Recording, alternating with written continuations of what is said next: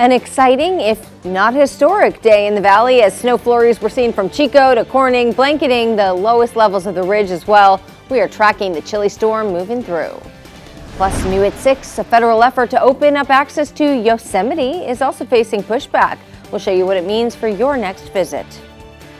And the snow-pelted picketers at Shasta Regional. We show you why the nurses braved the cold to fight for a better deal. Covering Northern California.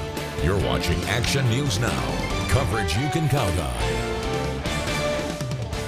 We continue our storm coverage tonight as snow fell across the valley floor and across the really all across our region today, blanketing the ridge with up to a foot of snow in some places, forcing school and road closures too. The storm pushed into Chico, which hasn't seen measurable snow in maybe decades, but we have seen dustings here and there over the last few years. It did fall at the Chico State campus and neighborhoods all across town.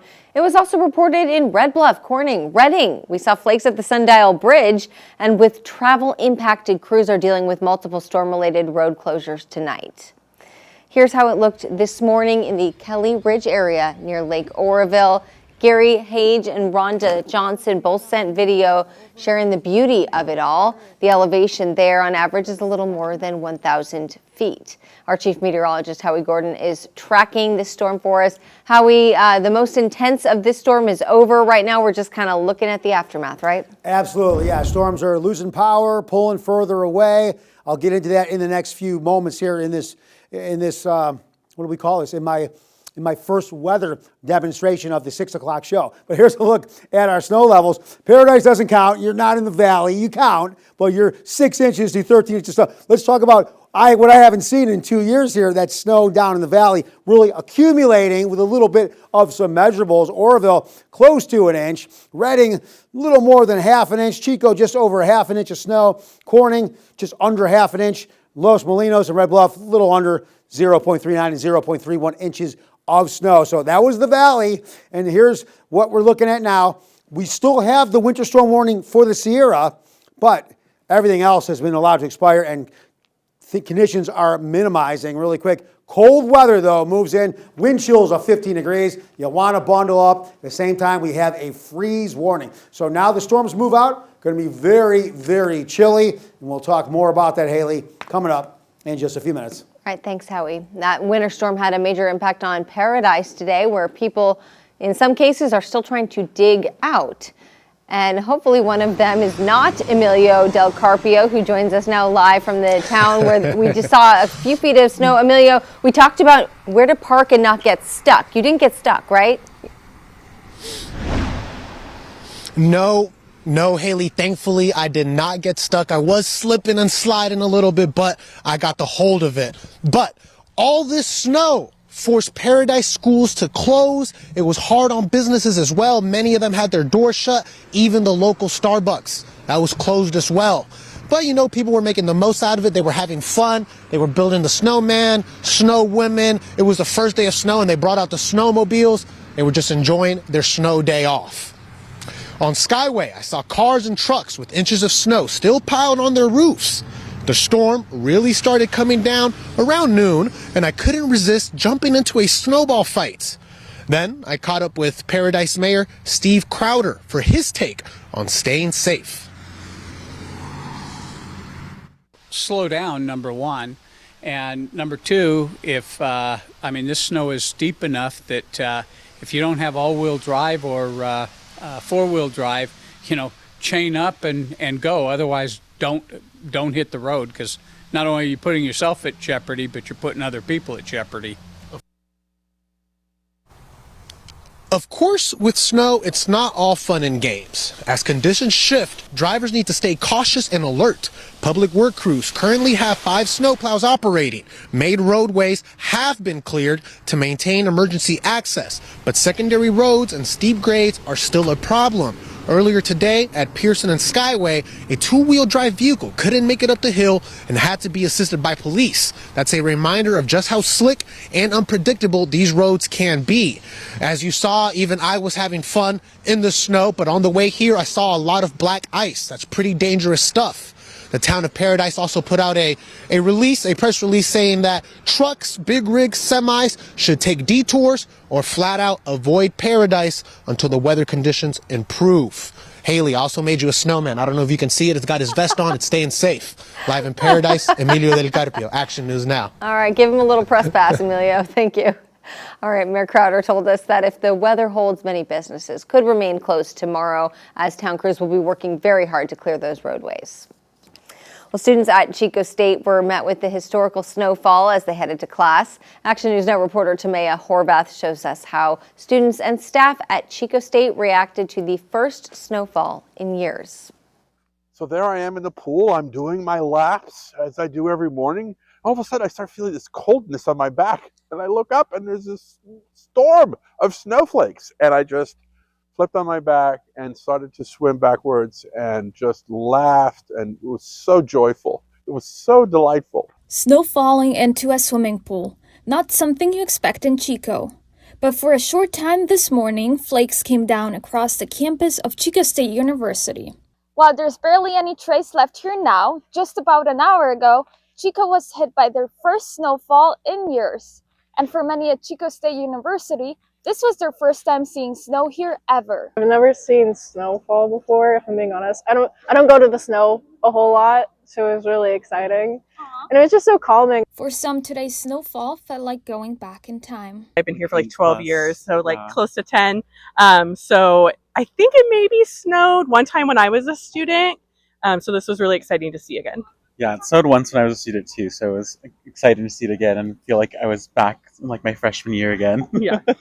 While some students hoped for canceled classes, geography professor Scott Brady sent his students for a field observation exercise. I believe in this Swedish motto, and the motto is "Det finns inget dåliga väder, bara dåliga kläder."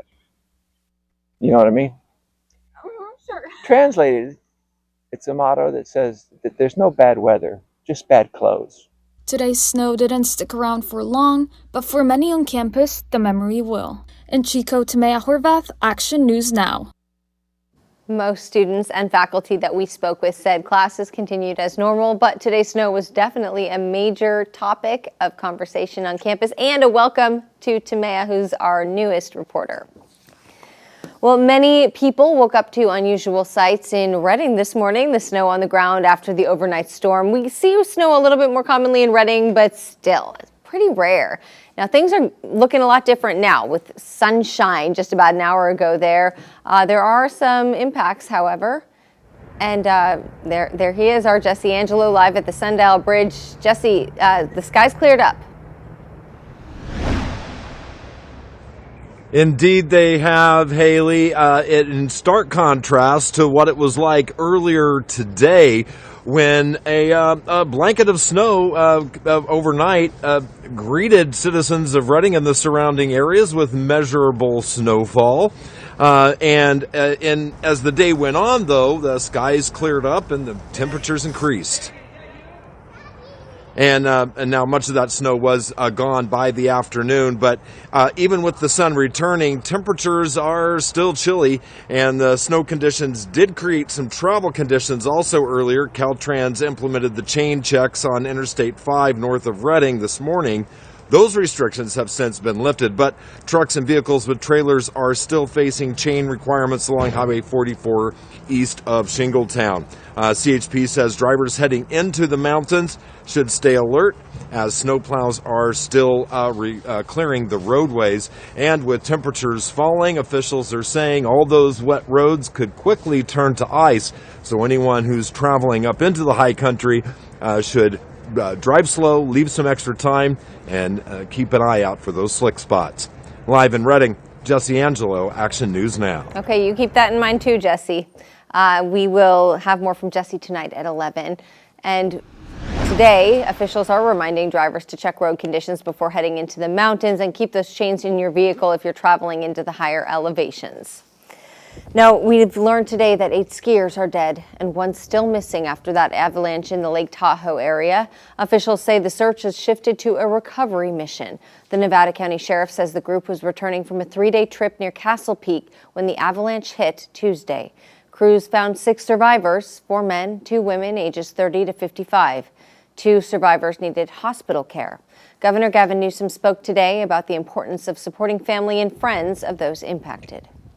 And a lot of support that inevitably will have to be focused on the victims and their families and friends. And turns out a lot of mutual friends in Marin County, just learning some of my wife's old family friends. And so, you know, my son just came back from Tahoe and could have easily been one of those folks in Sugar Ball. I've been.